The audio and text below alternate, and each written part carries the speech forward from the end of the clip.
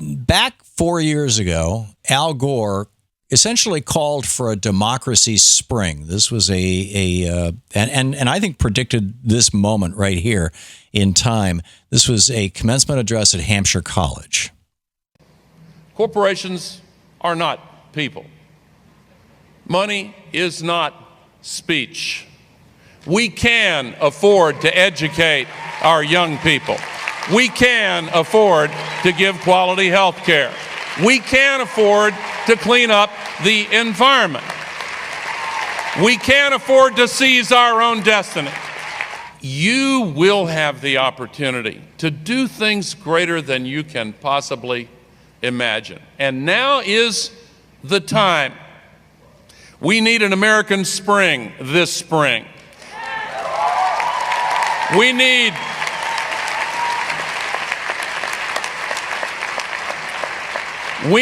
to occupy democracy in the United States of America. And it's happening. With us is Rob Weissman, the president of Public Citizen, citizen.org. You can tweet them at public_citizen. Rob, welcome back to the program. Hey, Tom. Great to be with you. Great to have you. So tell us about Democracy Awakening, Democracy Spring. Well, we're looking at thousands of people coming to Washington, D.C. to do exactly what you're right. Al Gore called for 4 years ago, which is to demand that we have some solutions to get big money out of politics and to ensure that everyone has the right to vote, that voter suppression efforts are put to an end.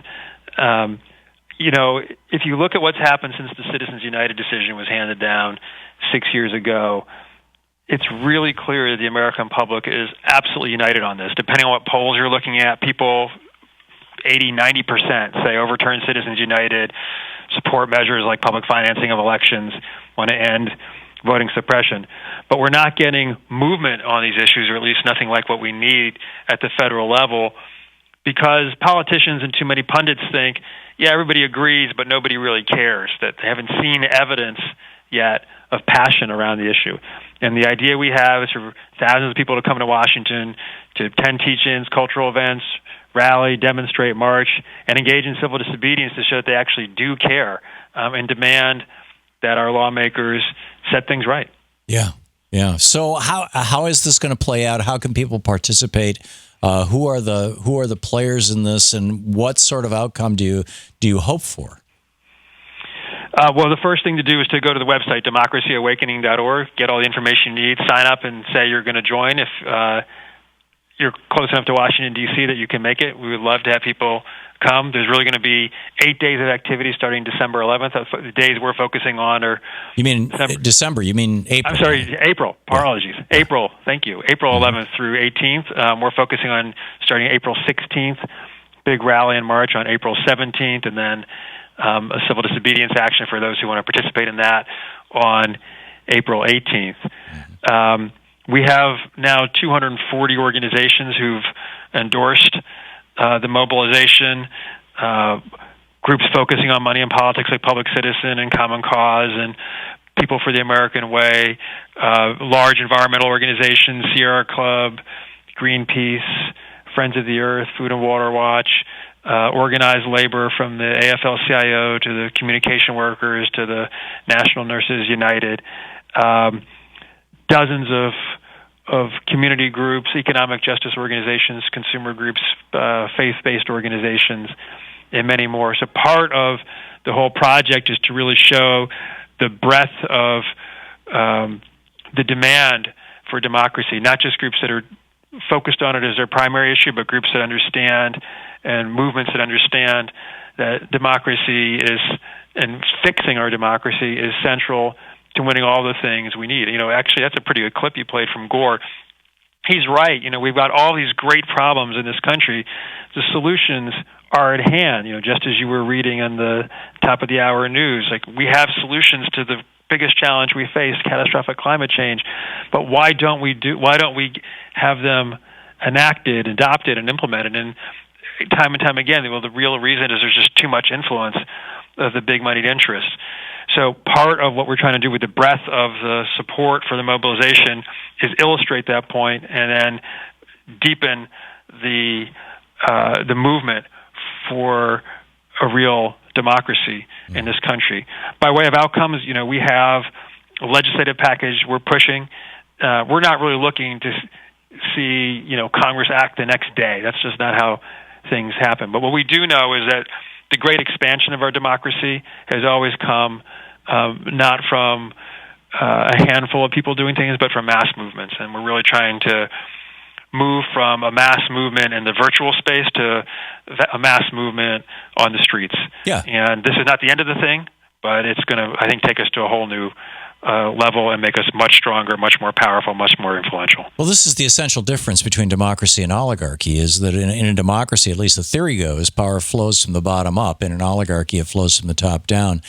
Jimmy Carter on this program back 6-8 months ago said the United States is no longer a democracy. We are now an oligarchy with unlimited political bribery.